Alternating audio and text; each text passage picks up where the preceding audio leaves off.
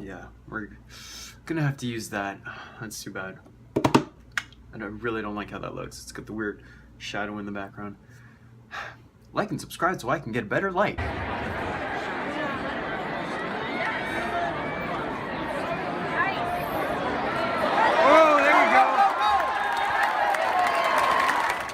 Hello everyone and welcome back to Los Angeles Bias. My name is Russell, and as you may have noticed, I'm all by myself today.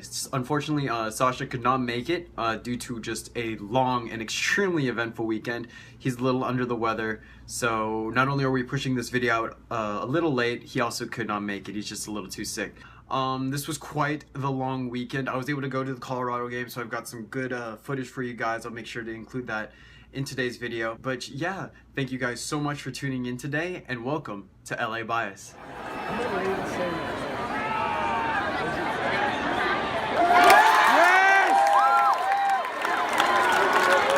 Okay, so let's jump into it. This past weekend, the Colorado Buffaloes came here to the Los Angeles Coliseum, and it was quite an eventful game, I must say that. So the USC Trojans ended up coming out with a victory, the 21-17 victory over the Colorado Buffaloes. But it as someone who was there in the student section, stayed for the entire game, it should have been a blowout. USC played, in my opinion, 10 times better than the Colorado Buffaloes. But the one thing that Colorado beat us stat-wise was turnovers. USC had 4 turnovers, 1 interception by Sam Darnold, and then 3 fumbles, one of which was by Sam Darnold. So he did not have the best game. But yeah, I mean, by the halftime, I thought we should have been up almost 35-0. The first drive that USC had, we take it all the way down the field. It was an amazing, I think it was a 70-yard drive, something like 9 plays. Sam Darnold looks like he's about to take it in for a touchdown, being the dual threat quarterback that he is. And boom, he fumbles it into the end zone. Colorado gets it on the 20-yard line. But you know what? Even though our offense did everything that it could to lose that game, our defense would just not allow it, okay? Our defense came out and made a statement, in my opinion, this past weekend. Adoree played phenomenally. Our line played phenomenally. This Colorado team, I believe, was averaging over 40 points a game before they came into the Coliseum and just got rocked by USC. I mean, and that's also scoring over 20 points against Michigan in the Big House, which is huge. And then to come into the Coliseum and not even score 20, and I mean, they only scored 17 off of their first touchdown was a trick play. Now, I will say that trick play was, I mean, the play call was fantastic. It couldn't have been called at a better time. The throw by, I think that was by a receiver, was, geez, that throw was spectacular. But yeah, I honestly think USC dominated in all aspects of this game except for the turnover margin.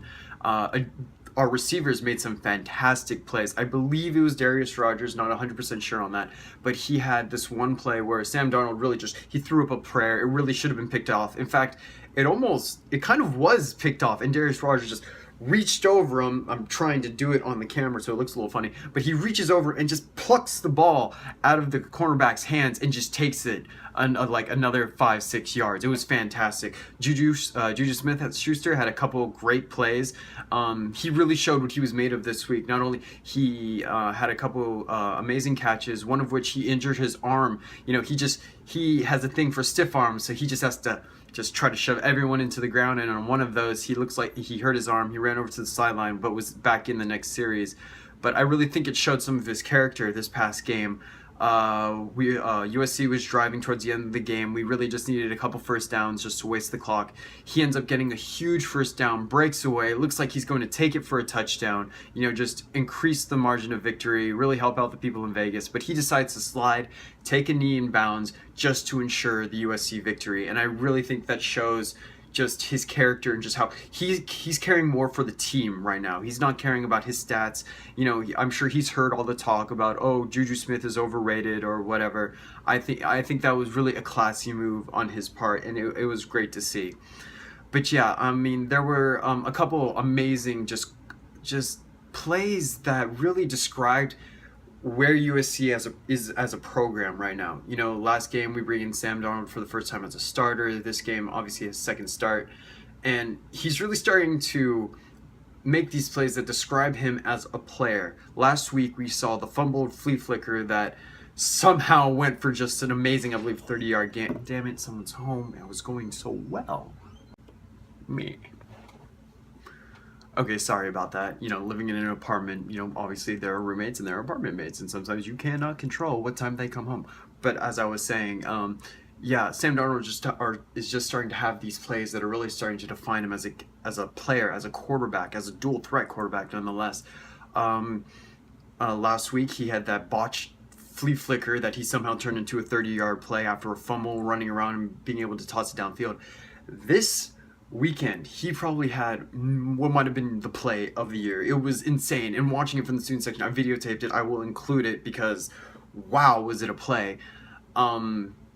So it was a botched handoff from the beginning, high snap, he fumbles it, I think he runs left, and as a right-handed quarterback, it's difficult to run left and then throw it. He runs left, turns around, is able to run right, is able to get it downfield with not even downfield, like a 15-yard pass, which was still extremely impressive for the situation, to a tight end, nonetheless, who is able to take it in for the score, takes this, tight end sort of dive into the end zone for the touchdown. And I don't know if that could describe USC's season even better so far. I mean, this rough start, fumbles the ball, everything looks hopeless, and then then you've got this quarterback who kind of just picks it up and turns nothing, in fact, a huge loss, into something fantastic, which is just the definition of the USC season so far. You've got these extreme lows, but then we're getting to these highs, and honestly, after beating this number 21 Colorado team, I don't see us losing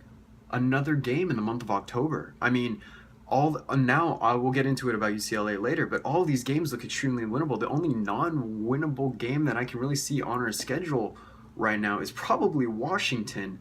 And I'm sure some people are going to say, oh, why are you saying you can't be Washington? Well, because it's Washington, and Washington looks like, I don't know, like a juggernaut. They just look like a giant. I mean, they destroyed Stanford, even though Stanford just got destroyed this past weekend by Wazoo.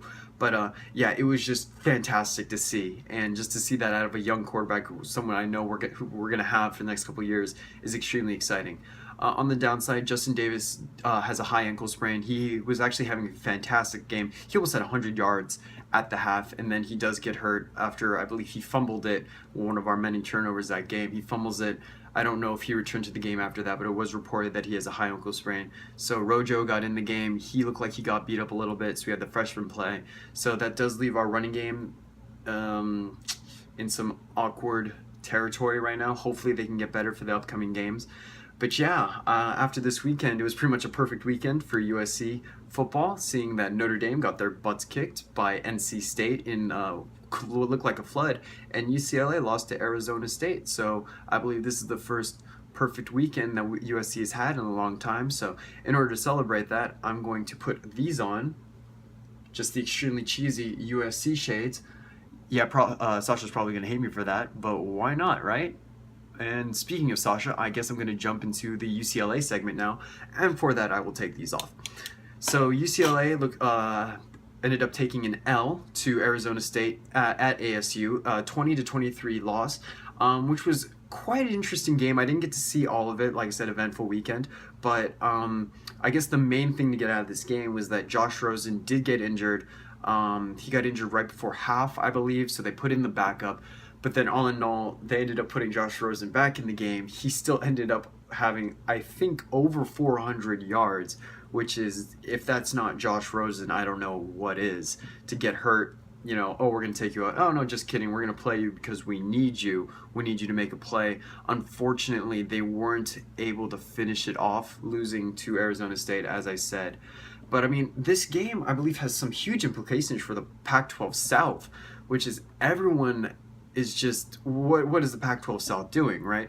USC just dominates ASU. ASU is able to defeat UCLA, and a lot of people are saying, oh, UCLA is going to beat USC because of just the terribly slow start SC has had.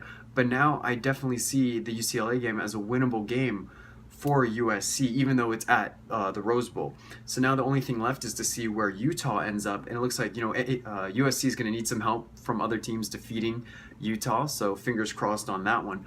But yeah, this Pac-12 South division, it's up in the air. And even though it looks like Washington's going to dominate the North, I believe whoever wins the Pac-12 South may be able to throw a wrinkle into Washington's schedule, seeing that Washington almost lost to Arizona earlier this year. But yeah, so I think that's going to do it for the episode today. I'm sorry if it was a little bit USC heavy. Like I said, Sasha was not able to make it today. But I hope I did a good job for you guys. And thank you so much for tuning in. I'm going to include our Twitter handle, maybe somewhere right here.